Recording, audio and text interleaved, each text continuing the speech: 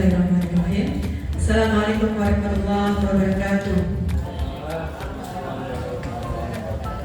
Yang terhormat Bapak Kepala Sekolah SD Negeri Kalianya 2 dan rekan-rekan guru SD Negeri Kalianya 2,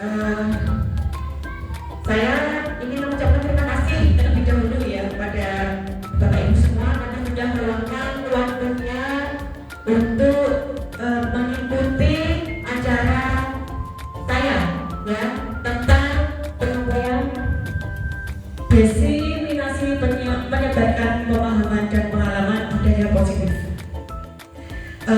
Ini berguna untuk pemenuhan tugas pendidikan guru penggerak angkatan 8 ya bersama saya Ida Setiawati dari SD Negeri Kalianya 2 CGP angkatan 8 Kabupaten Demak. Sebelum mengawali acara hari ini, kita buka dengan bacaan basmalah terlebih dahulu ya Bapak Ibu. Kita baca basmalah bersama-sama. Bismillahirrahmanirrahim.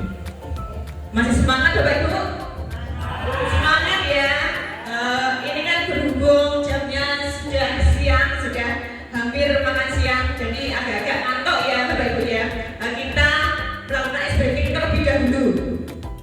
Kalau saya bilang SD Negeri Kalianya 2, jawabnya Bapak Ibu adalah luar biasa. Itu saja ya. SD Negeri Kalianya 2 luar biasa. Lagi ya, kali lagi. SD Negeri Kalianya 2 luar biasa. Baik. Di sini saya senang sekali bisa berdiri di sini di hadapan Bapak Ibu semua untuk menyampaikan pemaparan tentang diseminasi menyebarkan pemahaman dan pengalaman budaya positif.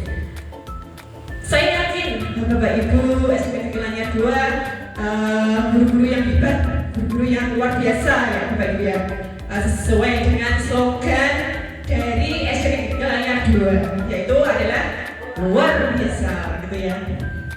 Baik, sebelum kita memasuki tentang penyampaian materi budaya positif, di sini saya akan memberi pertanyaan sedikit tentang budaya positif. Apabila Bapak Ibu mendengar kata-kata budaya positif, apa yang terbesit pada benak Bapak Ibu semua? Tentang apa ya? Contohnya itu tentang apa budaya positif itu? Bisa memberi contoh, Pak Samsul? Tentang apa budaya positif itu? Contohnya apa? Contohnya kalau di SD sini itu budaya positifnya seperti pagi-pagi itu habis upacara kita membaca Asmaul Husna, itu termasuk, bagi saya itu termasuk budaya yang positif yang ada di SD kita. Oke, baik, betul sekali. Itu adalah pembiasaan yang baik ya, yang harus dilestarikan, yang harus jadikan budaya dalam SD Negeri Kalianya 2. Contohnya misal budaya positif itu disiplin, misalkan itu ya, datang tepat waktu, tidak terlambat untuk memasuki kelas, seperti itu. Itu adalah contoh-contoh budaya positif. Ya, kita sebagai guru harus mendorong siswa atau mendorong peserta didik untuk melakukan motivasi intrinsik, motivasi yang harus tumbuh pada diri peserta didik itu sendiri. Ya, kita harus mendorong supaya apa? Supaya peserta didik kita menjadi peserta didik yang bertanggung jawab, yang berbudi pekerti luhur, yang berakhlak mulia, sesuai dengan cita-cita Ki Hajar Dewantara, ya Bapak Ibu ya, sesuai dengan cita-cita Ki Hajar Dewantara. Nah, sekarang kita memasuki selanjutnya. Ini saya akan membacakan konsep inti budaya. Kita akan belajar tentang yang pertama, perubahan paradigma itu yang pertama, yang kedua adalah disiplin positif, yang ketiga nilai-nilai kebajikan, yang keempat kebutuhan dasar manusia, yang kelima motivasi perilaku manusia, yang keenam posisi kontrol guru, yang ketujuh keyakinan kelas, dan yang terakhir adalah segitiga restitusi. kita akan belajar ini semua, Bapak Ibu ya. Jadi saya sangat berterima kasih karena ini adalah materi yang sangat banyak ya Bapak Ibu ya. Jadi saya sangat berterima kasih Bapak Ibu mau meluangkan waktu untuk pemenuhan tugas saya ya Bapak Ibu ya. Terus yang selanjutnya kita memasuki materi yang pertama tentang pembelajaran dengan paradigma baru. Pembelajaran dengan paradigma baru merupakan pembelajaran yang dirancang berdasarkan prinsip pembelajaran berdiferensiasi. Apakah sebelumnya Bapak Ibu pernah mendengar kata-kata pembelajaran berdiferensiasi sebelumnya? Sudah pernah Bapak Ibu? Belum ya? Saya juga baru kali ini saya baru mendengar pembelajaran secara berdiferensiasi selama mengikuti guru penggerak ini. Pembelajaran berdiferensiasi itu adalah pembelajaran yang kita sebagai guru harus itu tahu kebutuhan murid. Terus kita sebagai guru tahu tentang kebutuhan murid. Pembelajaran yang berpusat pada murid. Guru itu tidak boleh melakukan pembelajaran satu arah. Contohnya misal dengan metode ceramah atau cuma menyampaikan materi saja, transfer ilmu saja. Nah itu tidak boleh sekarang Bapak Ibu ya. Kita harus melakukan pembelajaran dengan prinsip pembelajaran berdiferensiasi, yaitu pembelajaran yang berfokus pada murid. Di situ kita akan menemukan kebutuhan murid itu seperti apa. Apa saja loh kebutuhan murid itu. Nah seperti itu. Sehingga para peserta didik belajar sesuai kebutuhannya berdasarkan tahap perkembangan sesuai teori psikologi modern untuk pewujudan profil pelajar Pancasila. Apabila kita melakukan pembelajaran secara berdiferensiasi, itu kita akan memenuhi cita-cita belajar Dewantara, yaitu sesuai dengan profil pelajar Pancasila yang kita ketahui di sini ada 6. Sudah tahu Bapak Ibu profil pelajar Pancasila? Yang pertama apa? Beriman dan bertakwa kepada Tuhan Yang Maha Esa dan berakhlak mulia. Nah, profil pelajar Pancasila yang pertama itu peserta didik itu diharapkan bisa mempunyai rasa iman dan takwa terhadap Sang Pencipta, mempunyai rasa ketakwaan kepada Allah Subhanahu wa taala dan mempunyai akhlak yang mulia dan juga berbudi pekerti yang luhur. Itu termasuk dalam nilai profil pelajar Pancasila yang pertama. Terus yang kedua adalah ini berkebinekaan global. Diharapkan berkebinekaan global itu menyangkut budaya Bapak Ibu. Kebetulan di negara kita itu kan banyak ya berbagai budaya yang harus dilestarikan. Nah, peserta didik itu diharapkan bisa melestarikan dan menerapkannya dalam kehidupan sehari-hari. Itu yang diharapkan profil pelajar Pancasila tersebut. Berkebinekaan global. Terus yang ketiga bergotong royong. Bergotong royong ini tidak hanya dalam lingkungan sekolah saja, misalnya melakukan kebersihan sekolah. Nah, bukan hanya itu saja. Ini dalam arti bekerja sama, bisa berkolaborasi antara guru sama teman sama guru, itu boleh melakukan kolaborasi untuk menjadikan pembelajaran yang lebih baik. Terus yang keempat adalah kreatif. Ini diharapkan para peserta didik itu mempunyai kreativitas yang harus dikembangkan sesuai dengan perkembangan zaman. Terus yang keempat adalah bernalar kritis. Itu diharapkan para peserta didik itu mempunyai pikiran-pikiran yang kritis. Terus yang terakhir adalah mandiri.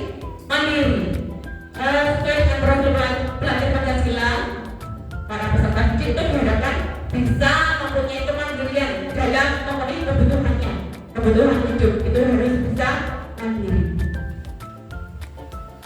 Nah, selanjutnya ini tentang miskonsepsi tentang teori kontrol. Baik ya. Miskonsepsi itu apa toh? Miskonsepsi itu adalah ilusi, Bapak Ibu ya, tentang teori kontrol. Oh, kita sebagai guru ya, kita tidak bisa mengontrol murid. Kita kan beranggapan kita sebagai guru bisa mengontrol murid ya toh. Itu semua adalah ilusi. Itu adalah semua miskonsepsi. Namanya dinamakan miskonsepsi tentang teori kontrol. Yang pertama adalah ilusi guru mengontrol murid. Nah, di sini kita beranggapan, oh saya guru, saya bisa mengontrol murid. Nah, itu hanya ilusi Bapak Ibu. Tidak bisa kita mengontrol murid-murid kita. Contohnya misal ada peserta didik yang datang terlambat atau memiliki perilaku yang tidak baik, ya. Terus kita menyuruh mereka untuk melakukan hal yang lebih baik lagi, atau tidak melakukan itu lagi, atau tidak mengulangnya lagi. Oke, untuk yang pertama itu bisa, mungkin peserta didik itu bisa melakukannya, tapi lama-kelamaan kalau kita tidak mengontrol lagi, itu akan kembali lagi melakukan kesalahan lagi, Bapak Ibu. Kuncinya adalah apa? Motivasi intrinsik, motivasi yang tumbuh dari dalam diri sendiri. Terus yang kedua adalah ilusi bahwa semua penguatan positif, efektif dan bermanfaat. Nah ini ada penguatan, berarti bujukan, Bapak Ibu. Kita apabila kita melihat peserta didik kita melakukan kesalahan atau perilaku yang buruk. Nah, ini ada penguatan positif dengan bujukan. Oh, kita beranggapan kita membujuk anak-anak kita atau membujuk murid kita menjadi lebih baik. Nah, itu sangat bermanfaat. Itu hanya ilusi. Karena kalau kita tidak membujuk lagi, itu bisa kembali lagi, mengulangnya lagi pada peserta didik itu ya. Itu hanya ilusi. Terus yang ketiga adalah ilusi bahwa kritik dan membuat rasa bersalah mampu menguatkan karakter. Nah, di sini kita sering melakukan hal ini, Bapak Ibu, membuat rasa bersalah. Apabila ada murid yang melakukan kesalahan, nah kita sering membuatnya mereka merasa bersalah, apalagi di depan anak-anak ya Bapak Ibu ya. Kita sering ya melakukannya ya. Iya. Terus ini mampu menguatkan karakter, akan mengubah karakter anak tersebut menjadi lebih baik. Itu hanya ilusi Bapak Ibu. Tidak bisa kita mengubah karakter hanya dengan membuat mereka merasa bersalah. Tidak bisa. Apabila kita sudah tidak membuat rasa bersalah lagi, kemungkinan anak itu akan menulangnya lagi. Nah, itu tergantung pada motivasi apa? Motivasi intrinsik, motivasi yang tumbuh dari dalam diri kita sendiri. Itu. Terus yang keempat adalah ilusi bahwa orang dewasa berhak memaksa. Nah, kita sebagai guru itu lebih dewasa daripada anak-anak kita, lebih dewasa dari peserta didik kita. Oh, kita sebagai guru itu kita bisa memaksa mereka untuk jadi lebih baik. Itu hanya ilusi, ya begitu ya. Tidak bisa kita memaksa peserta didik kita untuk menjadi lebih baik, itu tidak bisa. Apabila nanti misal, oh di sini bisa di sekolah, tapi kalau kembali lagi ke rumah misalkan tidak ada Bapak Ibu guru, mereka juga akan bisa kembali lagi untuk melakukan hal yang buruk itu lagi. Nah, semuanya itu terangkum dalam motivasi intrinsik, ya, motivasi yang ada pada diri kita sendiri. Terus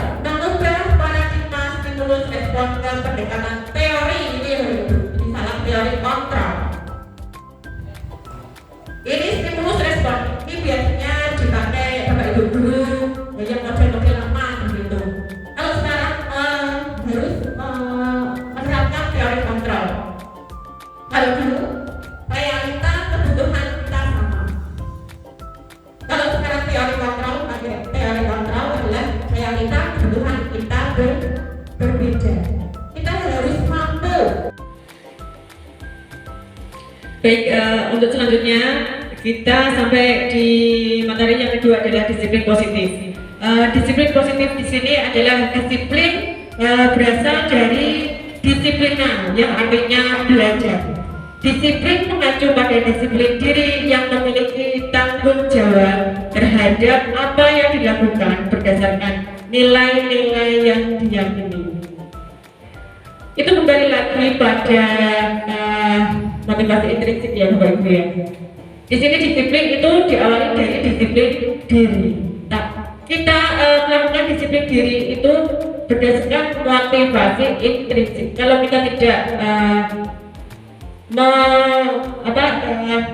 itu membawa motivasi yang ada dalam dirinya itu tidak akan bisa tercapai, sehingga peserta didik itu memiliki tanggung jawab terhadap apa yang dilakukan berdasarkan nilai-nilai yang diyakini. Jika disiplin diri ini terwujud, maka terwujudlah disiplin positif. Disiplin positif merupakan salah satu cara penerapan disiplin yang bertujuan untuk menumbuhkan kesadaran, memberdayakan peserta didik tanpa imbalan, penghargaan, reward, ancaman, atau hukuman.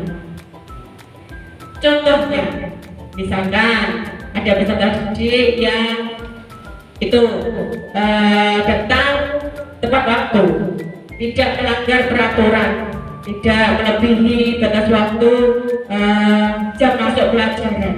Nah, kita kan tidak tahu apakah peserta didik itu melakukan hal positif itu berdasarkan unsur intrinsik atau motivasi intrinsik, atau berdasarkan atas hukuman. Ya Bapak Ibu ya, apakah anak tersebut itu melakukan hal positif itu karena takut sama bapak guru, ibu guru, atau nantinya mendapat hukuman? Itu bukan dari motivasi intrinsik. Nah, jadi untuk melakukan disiplin diri dan disiplin positif itu muncul karena motivasi intrinsik, motivasi yang tumbuh dari dalam diri peserta didik itu sendiri. Nah, ini tugas kita sebagai pendidik. Sebagai pendidik, tujuan kita adalah menciptakan peserta didik yang memiliki disiplin diri sehingga mereka berperilaku mengacu kepada nilai-nilai kebajikan, nilai-nilai universal, dan memiliki motivasi intrinsik dalam perubahan ke arah yang lebih baik. Nah, ini adalah tugas kita Bapak Ibu. Tugas kita sebagai warga di sekolah, bukan hanya guru saja, tetapi penjaga sekolah juga, kepala sekolah juga harus bisa mendorong peserta didik untuk melakukan hal-hal baik, melakukan disiplin positif yang berasal dari motivasi intrinsik atau motivasi terhadap dirinya sendiri. Ini adalah tugas kita. Selanjutnya, baik, ini di sini ada nilai-nilai kebajikan universal. Apakah Bapak Ibu sebelumnya sudah mengetahui nilai-nilai kebajikan sebelumnya? Nah, di sini ada gambaran nilai-nilai kebajikan. Apa yang dinamakan nilai-nilai kebajikan? Nilai yang disepakati bersama, lepas dari suku, bangsa, agama, bahasa, maupun latar belakangnya. Nilai kebajikan ini adalah nilai yang sudah disepakati dari suatu institusi atau sekolah atau organisasi, seperti itu. Nilai yang disepakati bersama. Contoh nilai kebajikan institusi atau organisasi, di sini saya mempunyai tiga institusi berikut dengan nilai-nilai kebajikannya. Yang pertama adalah profil pelajar Pancasila. Ini termasuk dalam institusi pendidikan ya Bapak Ibu ya. Ini nilai-nilai kebajikannya adalah beriman dan bertakwa kepada Tuhan Yang Maha Esa dan berakhlak mulia, mandiri, kreatif, bernalar kritis, bergotong royong, berkebinekaan juga. Terus yang kedua, Ibu Primary Year Program, yaitu nilai kebajikannya adalah toleransi, rasa hormat, integritas, mandiri, menghargai, antusias, empati, keingintahuan, kreatif, kerjasama, percaya diri, dan komitmen. Selanjutnya, contoh ketiga adalah keterampilan hidup. Contoh yang nilai kebajikan adalah dapat dipercaya, lurus hati, pendengar yang aktif, tidak merendahkan orang lain dan memberikan yang terbaik. Ini adalah contoh-contoh nilai kebajikan. Sudah jelas Bapak Ibu nilai kebajikan? Sudah ya? Berikutnya adalah kebutuhan dasar manusia. Kebutuhan dasar manusia adalah segala sesuatu yang kita lakukan untuk mendapatkan apa yang kita inginkan. Seluruh tindakan yang kita lakukan memiliki tujuan tertentu, dan semua usaha terbaik yang kita lakukan adalah dalam rangka agar kebutuhan dasar kita terpenuhi. Nah, ini adalah kita sebagai seorang pendidik atau kita sebagai seorang guru harus bisa mengetahui kebutuhan apa peserta didik kita, apa saja kebutuhannya itu harus terpenuhi. Apabila salah satu saja kebutuhan dasar peserta didik tidak terpenuhi, maka peserta didik itu akan melakukan atau berperilaku tidak sesuai dengan peraturan yang ada. Nah, ini 5 kebutuhan dasar manusia. Yang pertama adalah bertahan hidup. Yang pertama adalah bertahan hidup. Di sini ada makanan, pakaian, tempat tinggal, keamanan, kesehatan ya. Nah, ini salah satu kebutuhan dasar manusia yang harus dipenuhi oleh peserta didik. Nah, misalkan contohnya tadi ya, ada peserta didik yang sering ngantukan. Nah, kita harus mencari tahu kenapa peserta didik itu sering ngantuk di dalam kelas. Kita harus mencari tahu apakah karena makanan yang tidak sarapan atau bagaimana, atau tempat tinggal di dalam tempat tinggalnya habis kebanjiran atau bagaimana ya. Terus keamanan dalam lingkungan tempat tinggal mereka tidak aman, seperti itu. Kita harus mengetahui terlebih dahulu, tidak langsung hukumnya, harus mencari tahu. Terus yang kedua, kebutuhan dasar manusia adalah kasih sayang, rasa diterima, dipedulikan, berbagi, kerjasama, menjadi bagian dalam kelompok. Ini contohnya tadi. Kita sering melakukan pembelajaran berdiskusi antar kelompok ya. Kadang ada peserta didik kita yang berdiam diri di pojokan, tidak mau berkolaborasi dengan teman-temannya. Nah, kita harus mengetahui kenapa anak itu seperti itu ya. Kita harus mengetahuinya. Apakah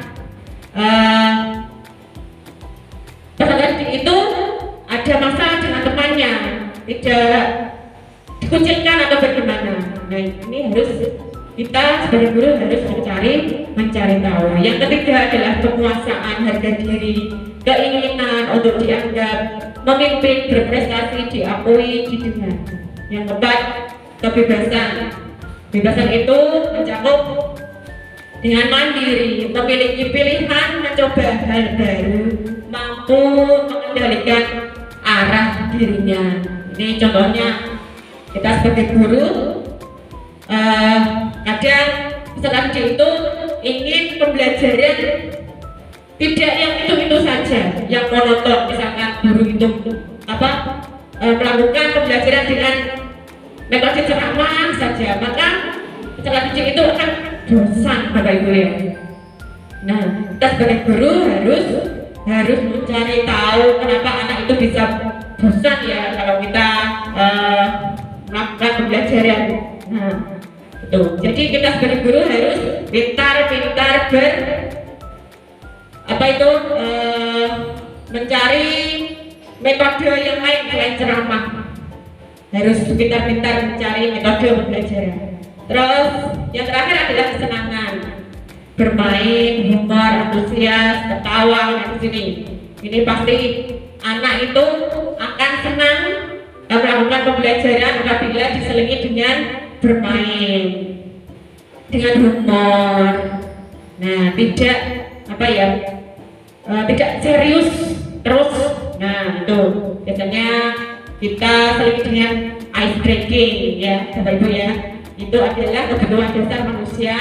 Yang kelima adalah kesenangan. Lanjut ya. Motivasi perilaku manusia. Nah, motivasi perilaku manusia itu ada dua ya Bapak Ibu ya. Yang pertama adalah motivasi intrinsik dan motivasi ekstrinsik. Apabila peserta didik itu melakukan atau berperilaku tidak menyimpang atau tidak melakukan melanggar aturan, tapi hanya untuk menghindari ketidaknyamanan atau untuk mendapatkan imbalan atau penghargaan dari orang lain, itu namanya motivasi ekstrinsik. Motivasi yang tidak tumbuh dari dalam dirinya peserta didik itu sendiri. Terus motivasi intrinsik itu apa? Nah, ini untuk menjadi orang yang mereka inginkan, dari menghargai sendiri dengan nilai-nilai yang mereka percaya. Karena motivasi intrinsik itu dibangun dari dalam dirinya sendiri, sehingga mereka bisa menghargai atau bertanggung jawab tentang nilai-nilai yang mereka percaya. Terus ini yang berkaitan dengan motivasi perilaku manusia. Di sini ada 3. Yang pertama adalah hukuman, yang kedua adalah konsekuensi, yang ketiga adalah restitusi. Nah, ini Bapak Ibu pasti sudah pernah tiap hari ya, hukuman dan konsekuensi, sudah pernah mendengar ya, hukuman dan konsekuensi. Tapi mungkin belum pernah mendengar kata-kata restitusi. Saya juga baru mendengar ini setelah ikut program guru penggerak ini ya, namanya restitusi. Ada hukuman, ada konsekuensi, ada restitusi. Yang pertama, hukuman. Hukuman ini termasuk misalkan ada anak yang melakukan perilaku yang tidak baik atau menyimpang atau melakukan pelanggaran peraturan sekolah. Nah, itu biasanya kita langsung memberi hukuman.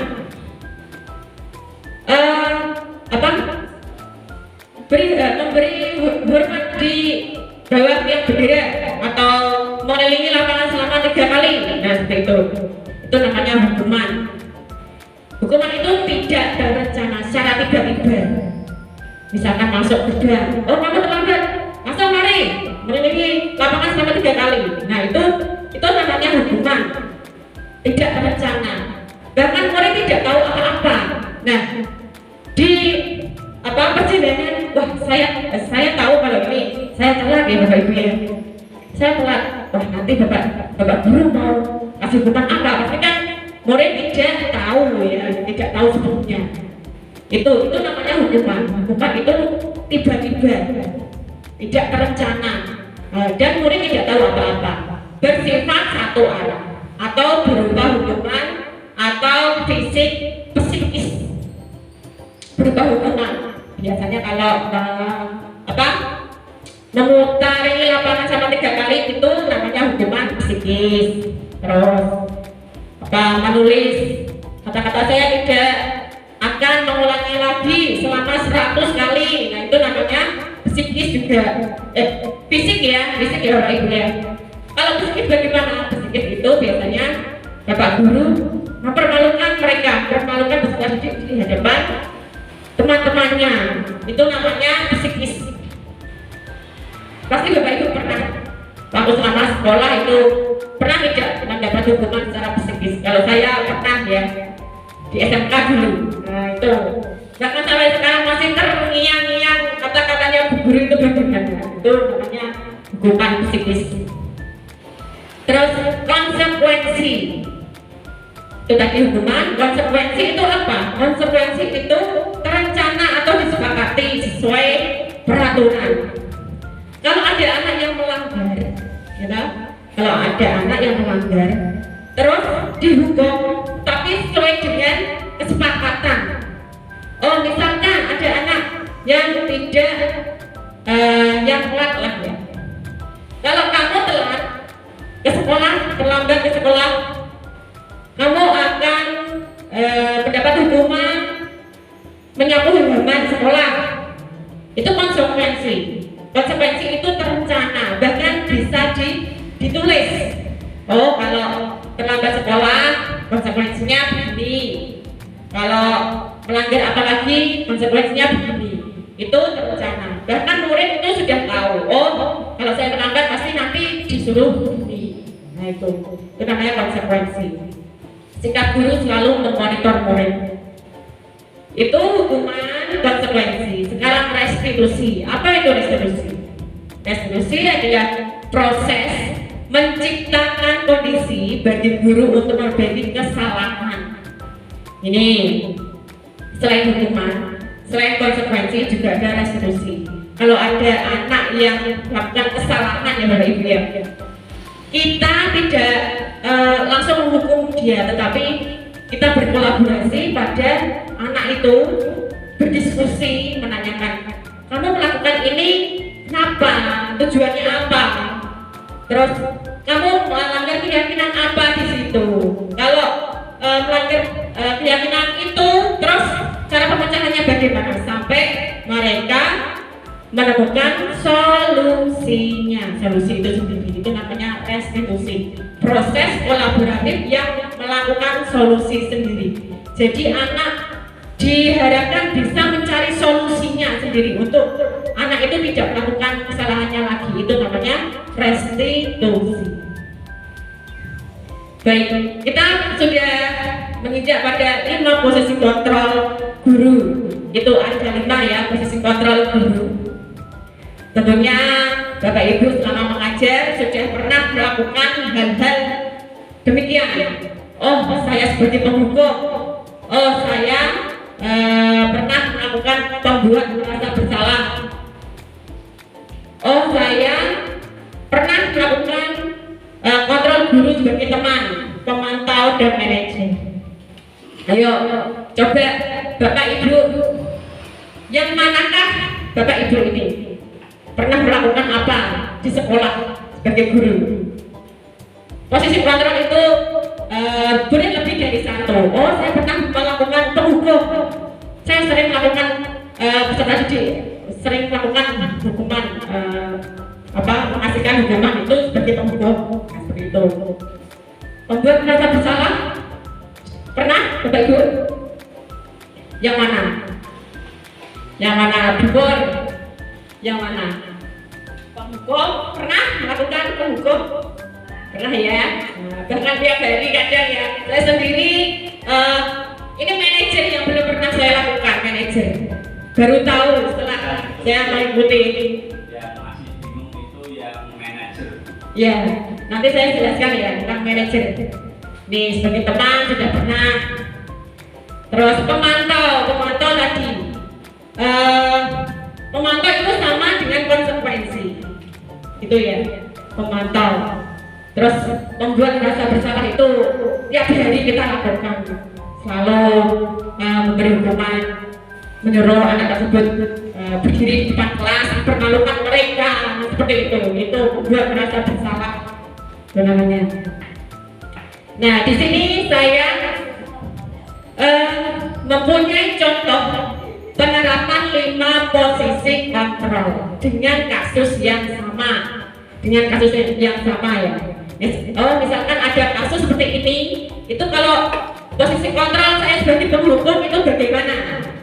Ini ada kasus siswa tidak memakai atribut lengkap saat upacara. Nah, ini kasusnya. Kalau kita sebagai guru penghukum, biasanya kata-katanya seperti itu. Hormat pada bendera selama 1 jam, atau mengelilingi lapangan selama 3 kali, atau yang apa gitu ya. Itu biasanya itu adalah kata-kata sebagai penghukum. Kalau kata-kata pembuat merasa bersalah, ini masih dalam satu kasus ya yang sama. Pembuat merasa bersalah adalah ini. Berapa kali ibu harus memberitahu kamu? Kamu selalu saja mengecewakan ibu. Nah itu biasanya kata-katanya seperti itu, membuat merasa bersalah. Nah siswa itu merasa bersalah. Oh iya ya, saya sering mengecewakan bapak ibu dulu. Nah itu kan merasa bersalah. Terus yang ketiga, posisi kontrol dengan teman. Maksudnya kita memposisikan sebagai teman ya bapak ibu. Ini biasanya kata-katanya seperti ini. Ayo dong ikuti aturan sekolah. Tolong ibu ya, sekali ini. Ya sudah, tidak apa-apa. Lain kali jangan sampai berdua seperti itu lagi. Nah, siapa ini bapak ibu yang sering melakukan seperti ini?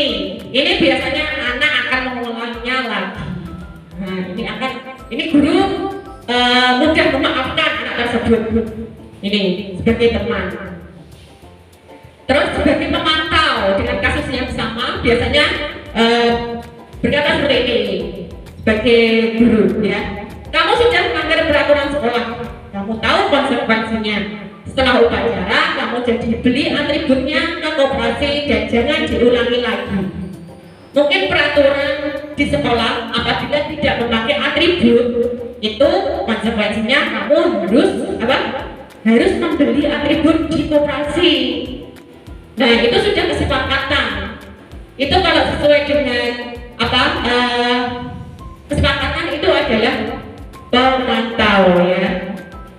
Peraturan yang dibuat dengan kesepakatan, konsekuensinya harus ini. Misal kalau tidak melakukan atau melakukan pelanggaran, konsekuensinya harus ini. Nah itu adalah sebagai pemantau. Terus bagaimana kalau manajer? Nah ini sering baru saya dengar posisi kontrol sebagai manajer. Biasanya kalau posisi kontrol sebagai manajer itu kata-kata yang diucapkan guru adalah apakah kesalahanmu? Ditanyakan dulu. Biasanya guru itu mengajak mereka berbicara, berdiskusi. Nah itu, apakah kesalahanmu? Kira-kira bagaimana kamu memperbaiki kesalahanmu? Nah, mereka disuruh mencari solusi agar mereka tidak mengulanginya lagi. Bapak Ibu sudah jelas 5 posisi kontrol? Sudah jelas belum? Sudah ya? Nah, kalau sudah jelas, di sini saya punya pertanyaan. Pertanyaan ini pertanyaan. Saya kecewa sekali dengan kamu.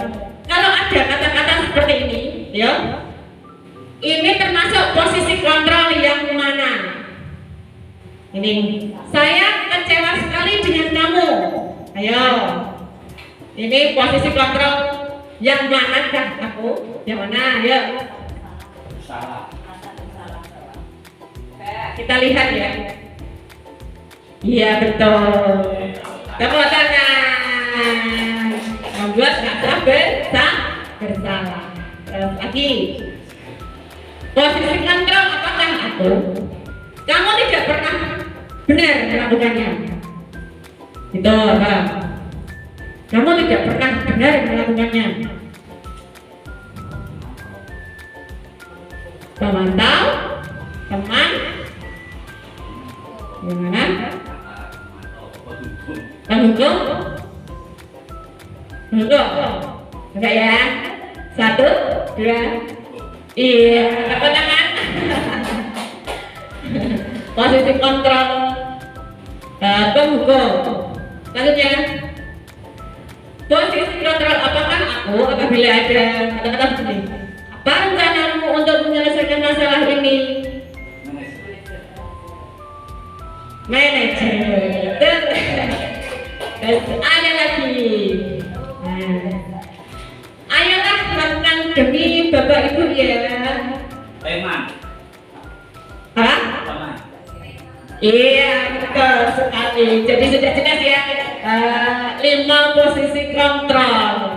Baik.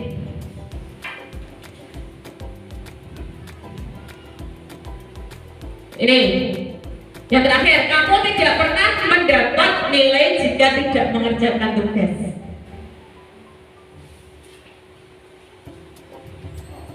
Kamu tidak pernah mendapat nilai jika tidak mengerjakan tugas. Itu bedanya apa? Yang ada konsekuensinya berarti itu apa? Coba. Mantap. Ini.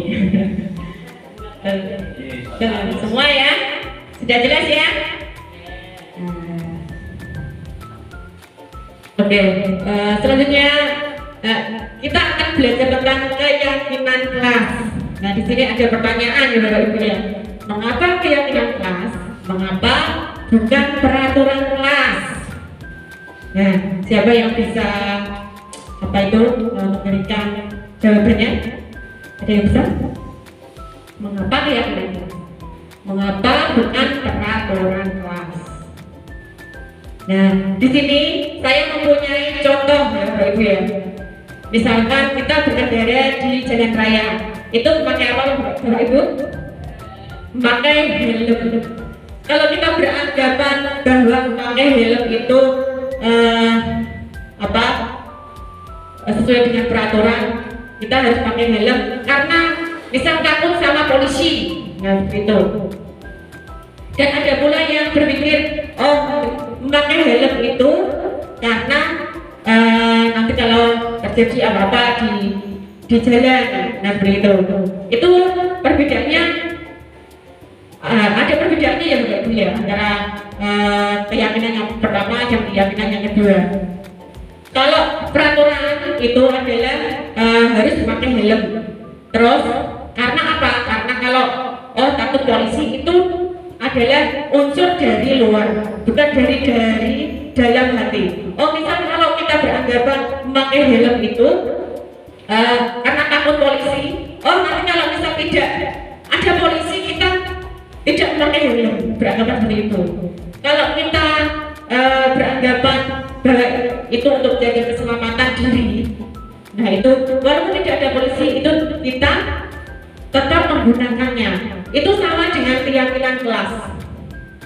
Keyakinan kelas dan peraturan kelas. Kalau keyakinan kelas itu kita buat bersama-sama di kelas, berdiskusi, terus sesuai dengan motivasi intrinsik. Kalau peraturan itu dibuat oleh suatu institusi, misalkan peraturan yang ada di sekolah ya dibuat sekolahan. Tapi kalau kelas itu dibuat bersama-sama. Mau tidak mau itu harus dipatuhi kalau peraturan kelas. Kalau keyakinan kelas itu adalah kalau kita melanggar berarti kita tidak bertanggung jawab atas apa yang sudah kita yakini. Itu keyakinan kelas. Untuk membuat keyakinan kelas, nah di sini saya kemarin sudah membuat keyakinan kelas. Ini contohnya ya Ibu ya, ini ya. Bersifat abstrak atau itu ya yang bisa dipahami. Kata-katanya itu pendek, tidak berbelit-belit, bersifat abstrak. Yang kedua berupa pernyataan universal yang mencakup semuanya. Misalkan ada anak yang kita membuat keyakinan kelas dengan menggunakan kata-kata disiplin. Disiplin itu ada banyak. Ada disiplin berpakaian, disiplin waktu, disiplin belajar. Nah seperti itu. Kita ambil yang sifatnya universal, mencakup semuanya. Berarti kata-katanya adalah disiplin. Terus yang ketiga, sedikit saja agar mudah diingat.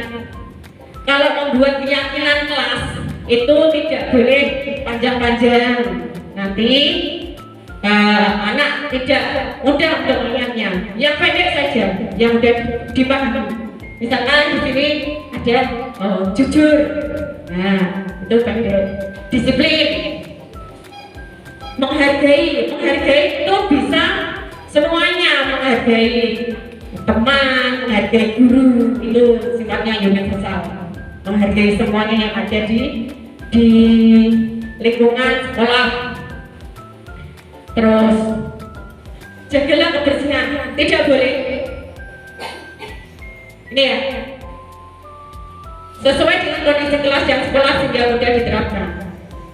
Yang selanjutnya, semua warga sekolah dilibatkan saat membuat keyakinan. Dan satu lagi, harus menggunakan kata-kata positif, tidak boleh memakai kata-kata negatif.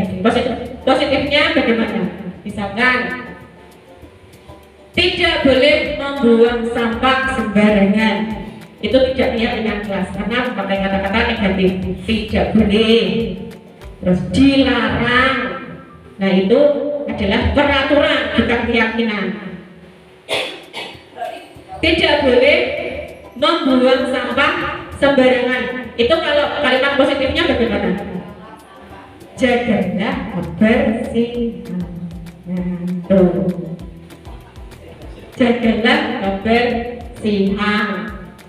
Tidak boleh terlambat. Nah itu tidak boleh. Tapi disiplin itu termasuk disiplin waktu. Itu ya. Itu membuat keyakinan kelas. Kalau kelas 6 ya disiplin, menghargai, belajar dengan sungguh-sungguh, saling membantu. Saling membantu itu sifatnya universal, bisa membantu bapak ibu guru, sama teman, terus saling menghormati. Saling menghormati itu tidak ditujukan hanya dengan guru saja, tetapi bisa ditujukan kepada sama teman. Sama teman itu harus saling menghormati juga. Bersikap jujur, sopan santun, dari sopan santun. Sopan santun itu tidak hanya sama guru, peserta didik ke guru, tapi sama teman juga harus menjaga sopan santun.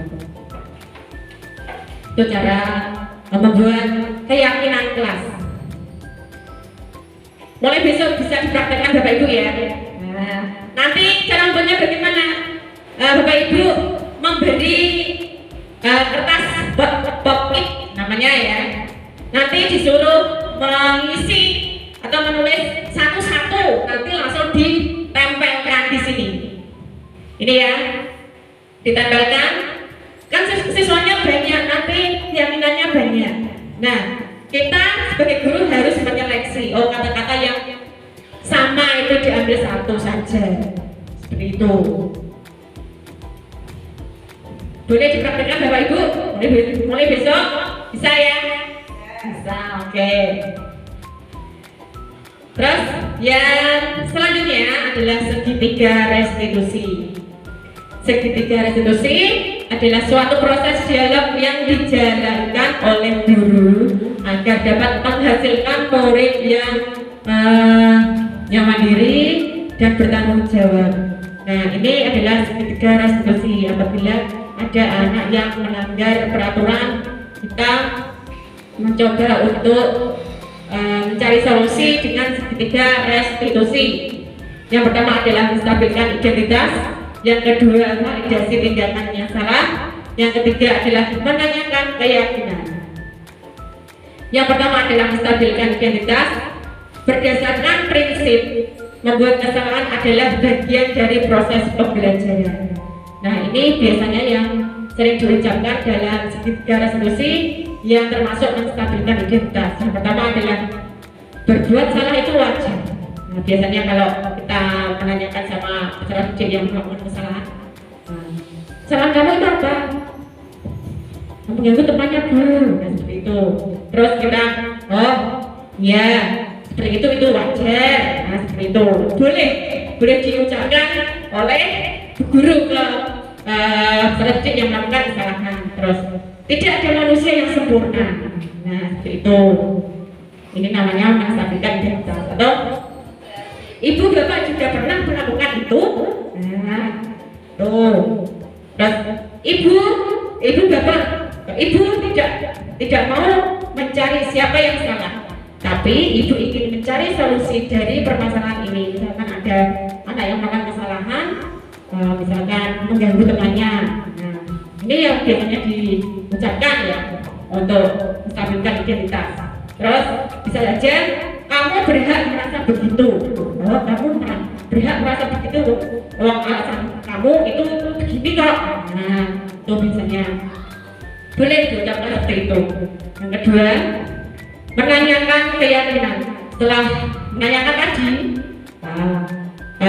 kesalahan apa? Nah, kita menanyakan keyakinan yang sudah dibuatnya. Nah, itu berhubungan dengan keyakinan yang sudah dibuat. Kamu melakukan ini berarti kamu melanggar keyakinan. Termasuk keyakinan yang seperti apa? Nah itu. Nih, apa keyakinan kelas kita? Ada berapa tak keyakinan kita? Coba sebutkan. Berarti kamu melanggar yang mana? Ayo, seperti itu. Dan ini nilai-nilai apa yang telah kita sepakati bersama. Nah, seperti apa gambaran sebuah kelas yang ideal menurut kamu? Kamu ingin menjadi orang seperti apa toh? Bisa melanggar keyakinan kelas, nah seperti itu. Itu namanya menanyakan keyakinan kelas. Di sini ada contoh penerapan segitiga resolusi yang kebetulan kemarin saya sudah buat videonya. Ini contohnya seperti ini ya, Ibu ya. Tadi Ibu menanya dari ketua kelas, katanya kamu pernah dia. Kenapa?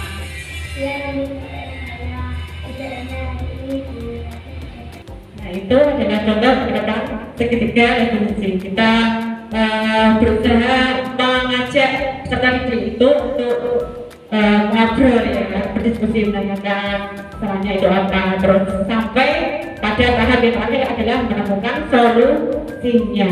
Nah itu penerapan segitiga resolusi.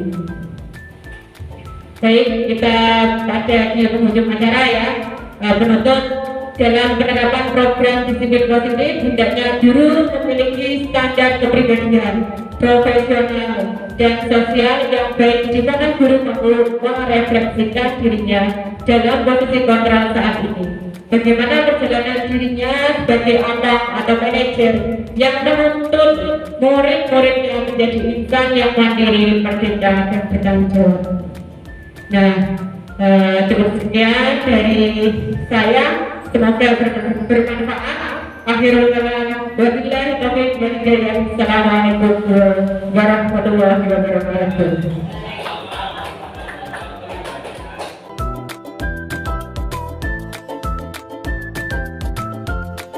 Assalamualaikum warahmatullahi wabarakatuh.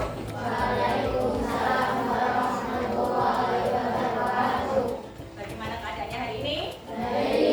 Tentunya baik ya, alhamdulillah. Hari ini kita akan membuat tentang keyakinan kelas. Kalian sudah tahu apa itu keyakinan kelas? Sudah, apa itu? Coba. Sudah belum? Belum. Kalau belum, Guru mau menjelaskan dulu tentang keyakinan kelas. Nah, kenapa keyakinan kelas? Karena kalian tahu peraturan sekolah. Tentunya kalian sudah mengetahui peraturan sekolah, tata tertib sekolah. Nah, untuk kalian di sini di sekolah sini pasti tiap hari mentaati peraturan sekolah atau tata tertib sekolah. Nah, bahkan di kelas ini juga harus mempunyai keyakinan kelas. Keyakinan kelas itu sama seperti peraturan yang ada di sekolah, yang ada di kelas. Nah, kalian harus mentaati. Kenapa keyakinan bukan peraturan? Karena keyakinan itu dibuat dari dalam hati, yakin dari dalam hatimu sendiri, ya, dari dalam hatimu sendiri. Nanti dengan keyakinanmu kalian akan bertanggung jawab atas keyakinan yang kamu buat, yang kamu sepakati. Jelas? Nah, sekarang guru mau memberi contoh. Misalkan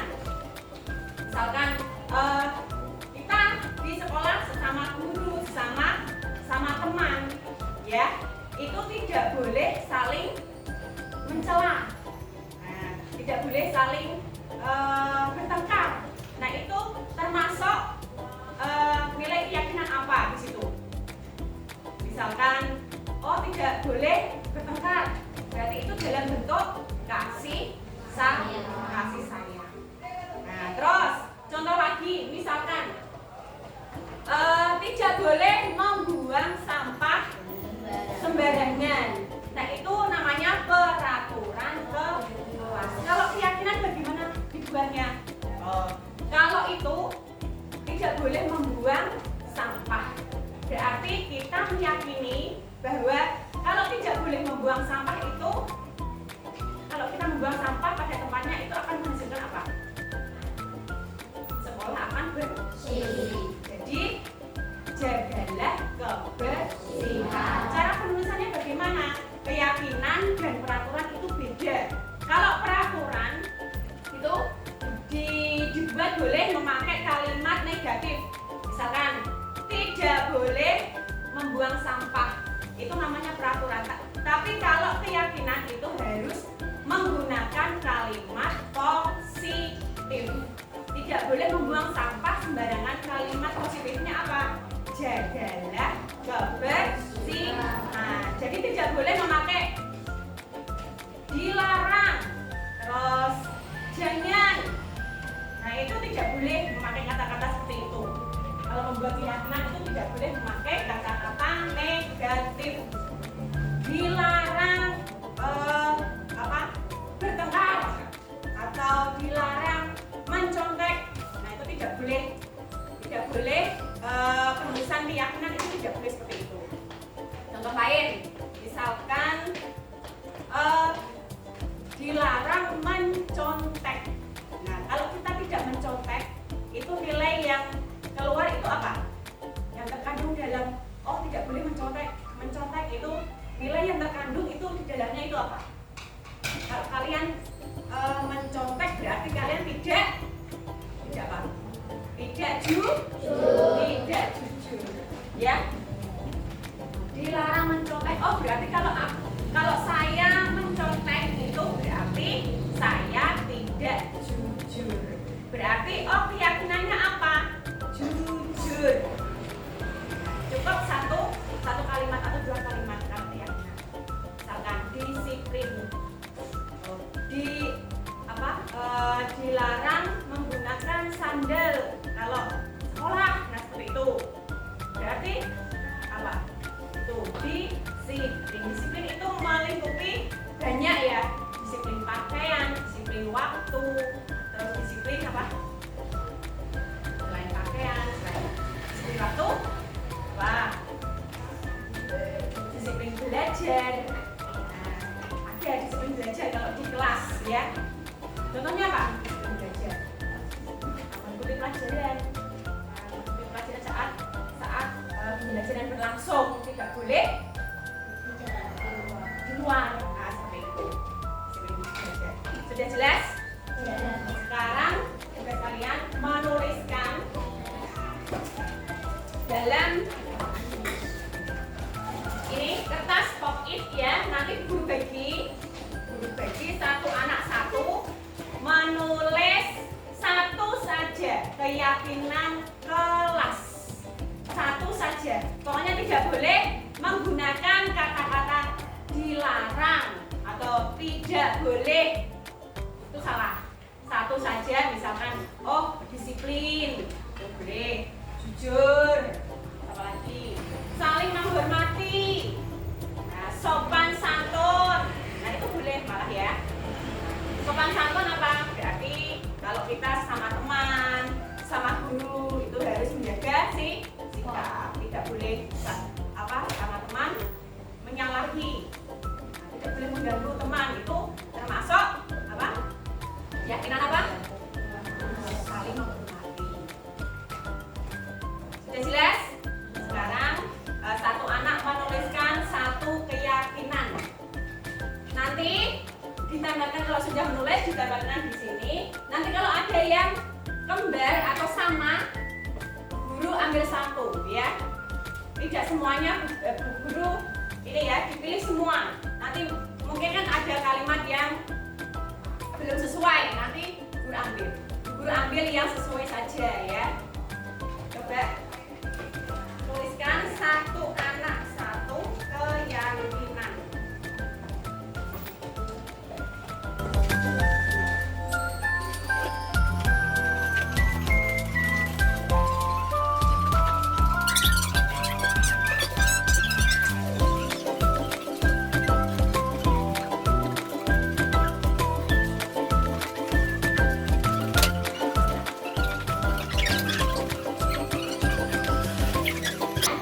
Semua ya menulis di sini ya. Sekarang guru mau menyeleksi hasil dari tulisan tentang keyakinan kelas 6.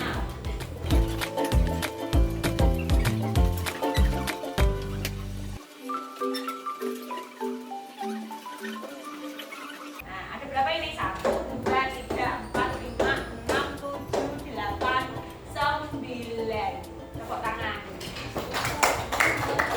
Ada berapa?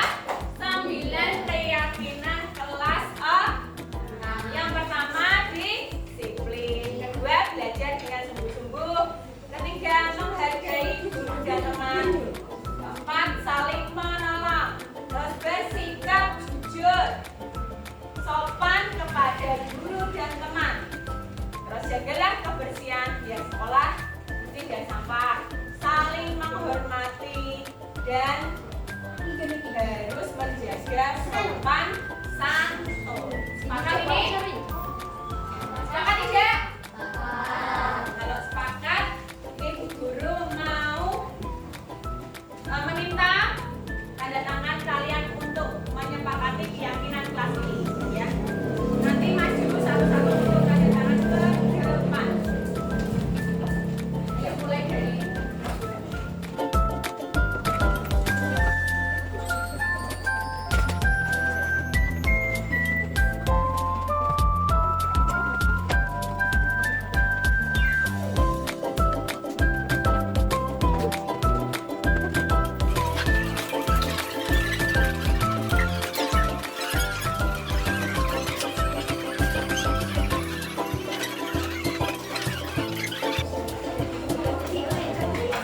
saya ini sepakat ya.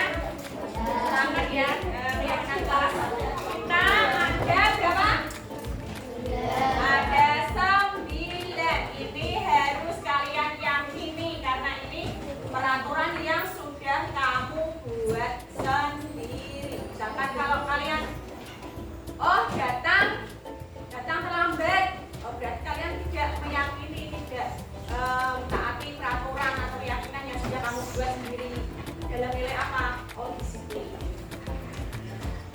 Ini ya.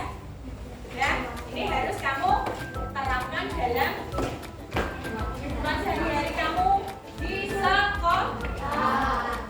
Ya. Sekian dari Bu Guru tentang diskusi kita membuat keyakinan kelas 6. Baik, Bu akhiri. Assalamualaikum warahmatullahi wabarakatuh. Waalaikumsalam warahmatullahi wabarakatuh.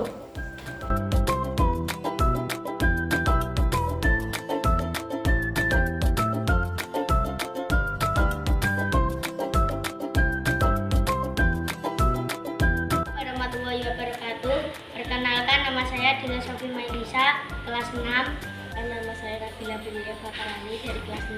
Saya Wisnu Sabita, saya kelas 6. Saya Syahri Mampariki, saya kelas 6.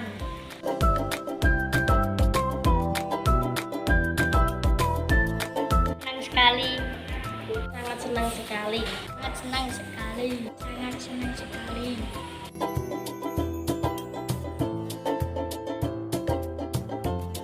Karena dapat menumbuhkan rasa tanggung jawab, menumbuhkan rasa disiplin, menumbuhkan sikap jujur, menjadi lebih baik lagi.